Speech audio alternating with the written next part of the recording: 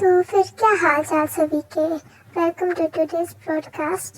तो आप सभी ने रोमियो और जूलियट के बारे में तो सुना होगा, लेकिन क्या आपने सुना है the famous lovers of the China. तो ये चाइना के फेमस लवर्स है सू यंगताई और लियन सांगू। तो इनको कहते हैं द बटरफ्लाई लवर्स। इनकी कहानी बहुत ही प्यारी है, मुझे बहुत अच्छी लगी थी जब मैंने सुनी थी।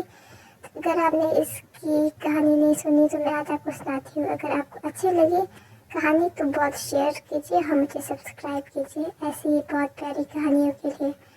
तो जो हमारे कैरेक्टर्स हैं वो है सुन यंगताई और लियन सैंडू। जो हमारी सू यंगताई है वो बहुत ही ब्राइट और डिटरमाइंड लड़की है फ्रॉम अ वेल्दी फैमिली। जो हमारा लियन सैंडू है वो एक स्कॉलर है फ्रॉम अ हम्बल बैकग्राउंड। तो स्टोरी को स्टार्ट करते हैं। तो जो सू यंगताई होती है उसको पढ़ने का बहुत शौक होता है, उसको बहुत स्टडीज़ करनी होती है, लेकिन उस एरा में अलाउड नहीं होता है। Girls were not allowed to go to schools. तो वो बहुत दुखी होती है। तो वो सोचती है मुझे एक ही चीज़ है रोक रही है पढ़ने से, वो है मेरा जेंडर। तो वो खुद को डिस्गाइज करती है एज अ मैन।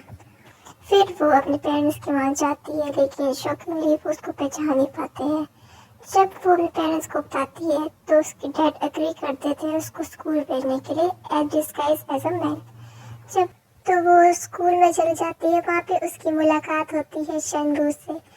शेनरू को पता नहीं होता है कि ये जू एक गर्ल है डिस्गाइज एज अ मैन, और उन दोनों के बीच में बहुत ही एक अच्छी दोस्ती फॉर्म हो जाती है।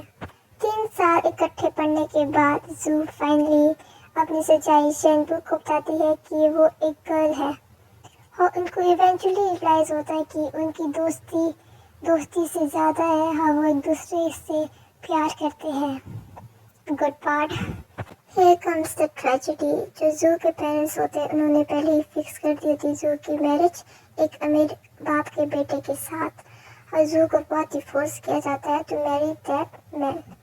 मगर जब ये न्यूज़ मिलती है शेनरू को कि जू की शादी हो रही है तो जेनरू बहुत ही हार्ट ब्रोकन हो जाता है और वो बहुत ही इल हो जाता है, और उसकी डेथ कुछ टाइम के बाद हो जाती है sadly.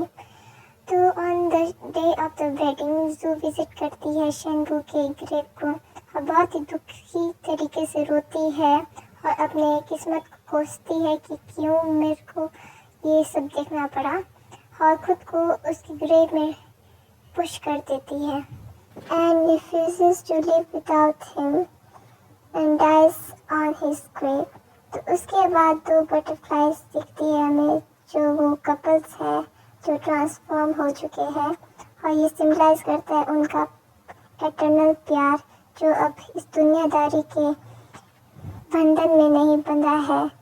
It also show sacrifice in love. इस कहानी से इंस्पायर होकर काफ़ी forms of art, opera, films and ballets are adapted.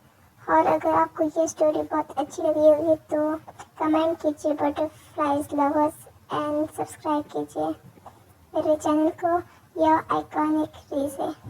Thanks for